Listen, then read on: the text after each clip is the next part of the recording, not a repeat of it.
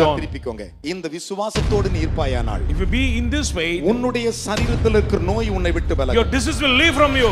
வாசிக்கும் போது அப்படி நீங்கள் அறிக்கையிட்டால் உங்களுக்கு சுகம், Confess, you will claim your உங்களுக்கு healing, விடுதலை, deliverance, உங்களுக்கு ஆசீர்வாதம். blessings. இதுதான் என்னுடைய வேலை. This is my our duty. சொன்னதை உங்களுக்கு நான் I'm going to சொல்லியிருக்கிறேன். say what the Lord 1 யோவான் 4:4 வாசிப்போம். பிள்ளைகளே, பிள்ளைகளே, ஒரே நிமிஷம். பிள்ளைகளை யாரு children, சொல்லுங்க?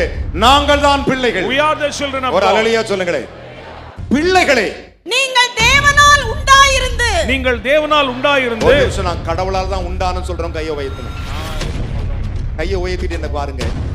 பிள்ளைகளே, பிள்ளைகளே, நீங்கள் தேவனால் உண்டாயிருந்து, நீங்கள் தேவனால்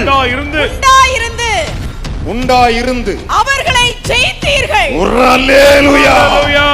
நீ யாருகிட்ட தோத்தியோ இன்னைக்கு நீ ஜெயிப்ப. எந்த வியாதியில தோத்தியோ நீ ஜெயிப்ப. எந்த மாந்திரிகத்தை தோத்தியோ நீ ஜெயிப்ப. யாருகிட்ட நீ தோத்தியோ அங்கே ஜெயிப்ப. விசுவாசிக்கிறாயா? வாசிக்கலாம். ஏனெனில் உலகத்தில் இருக்கிறவனிலும் உங்களில் இருக்கிறவர் பெரியவர். கைகளை தட்டி ஹalleluya. கண்ண மூடி சொல்லுங்கள். இயேசுவே, இயேசுவே, என் இயேசுவே, என் இயேசுவே, உலகத்தில் இருப்பவர் எனக்குள் இருக்கிறவர் பெரியவர் சொன்னீரே.